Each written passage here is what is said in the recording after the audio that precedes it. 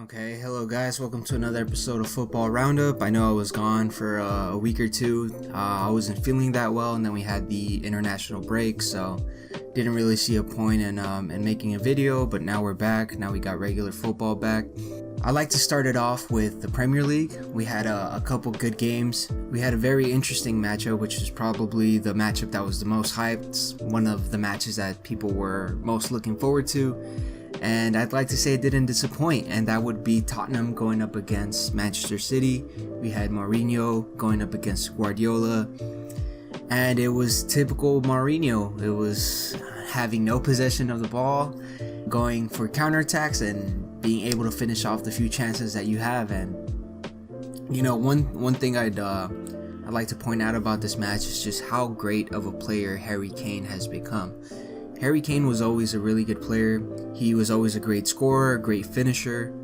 But now under Mourinho, he has a very different role where he is he's almost like a false nine, where he drops in very deep, picks up the ball in the middle of the field, and then he's the one that's creating the play. He's the one bringing the ball up, looking for the pass, and he showed it this game as well. And he also got the assist for the second goal for Lo Celso, or Lo Celso, however you pronounce it.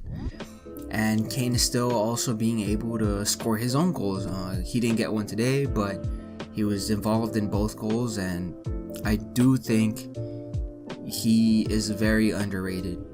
I know a lot of people love him. I know a lot of people give him the credit that is due, but I don't think people really realize how important of a player Harry Kane is for Tottenham, and how smart of a player he is, and how gifted he is, both technically, with his vision, with his passing, and of course his finishing. So very important win. You know, a very important win for Tottenham. Now they go top of the league. Based on the stats that I just looked at, Tottenham ended up with 33.9% possession.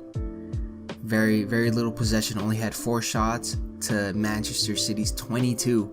So clearly something's wrong with City. They need to either get better chances when they push forward.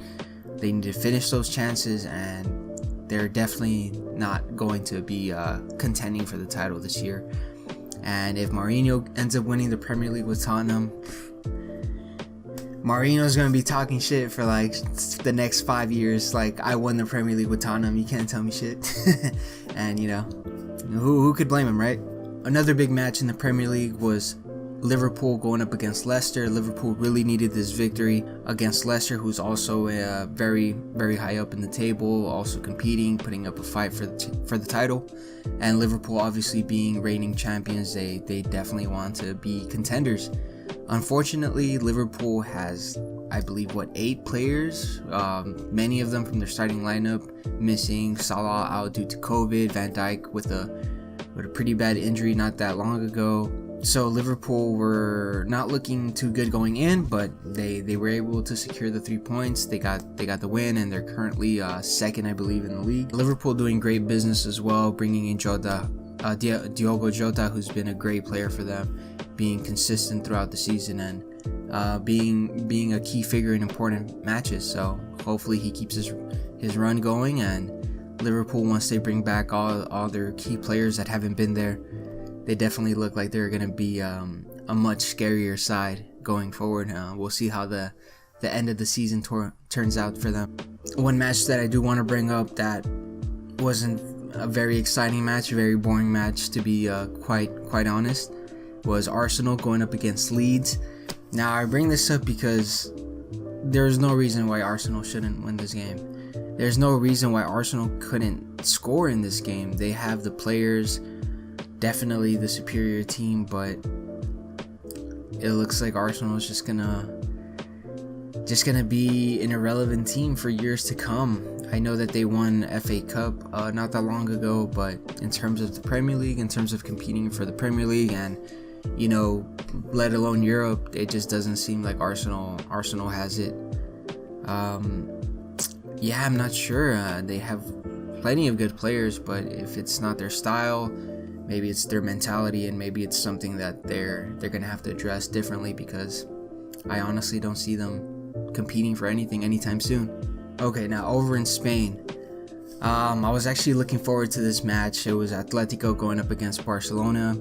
I was expecting, just a great match overall. I expected both teams to give it their all, but yeah, it really looks like Barcelona's in a weird state right now. I don't know. They're definitely not competing for anything. I honestly don't know what they're planning on fighting for this year. Messi just looks out of it. It looks like he's just thinking about where he's going to play next. I don't know if he's given up mentally or if he just knows that, I'm not going to be here next year. So, whatever happens. So, but yeah, Atletico ended up winning 1-0.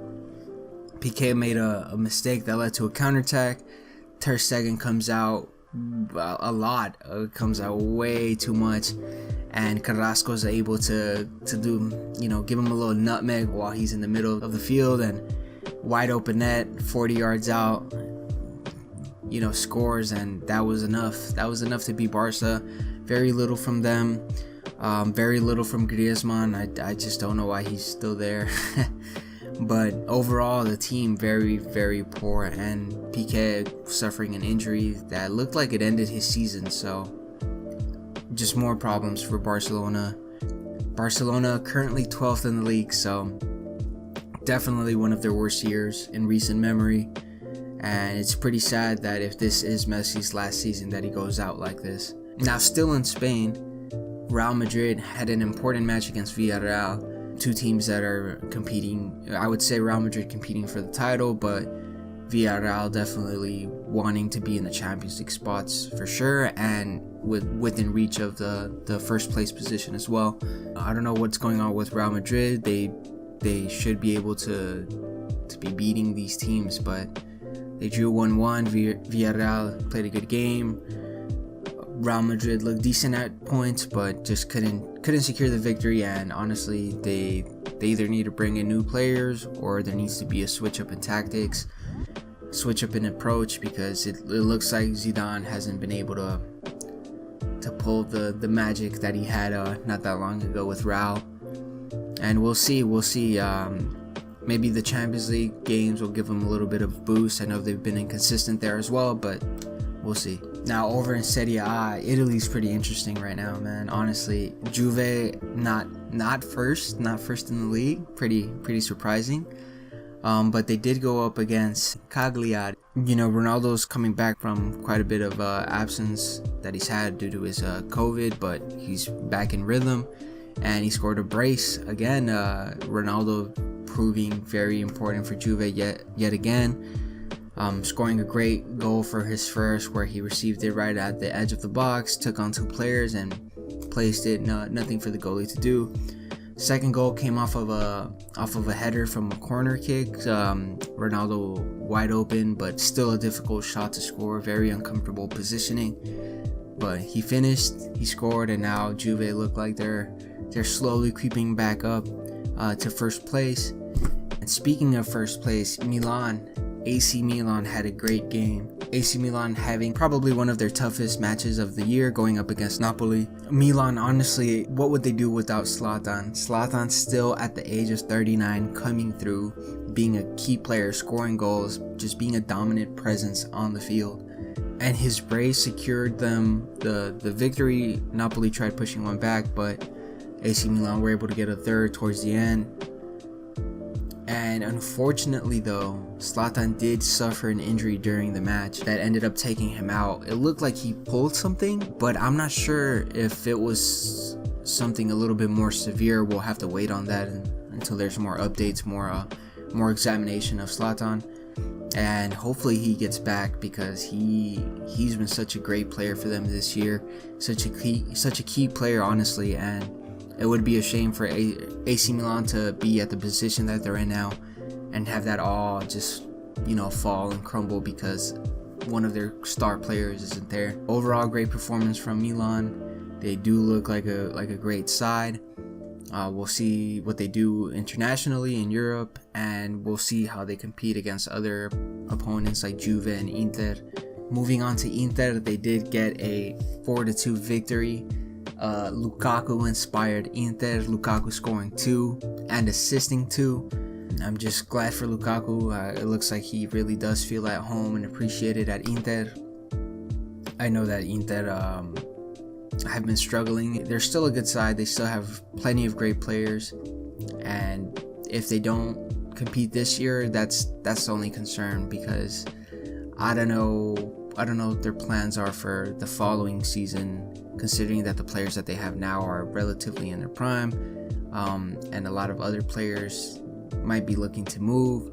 Lautaro Martinez has been rumored for other teams since last year.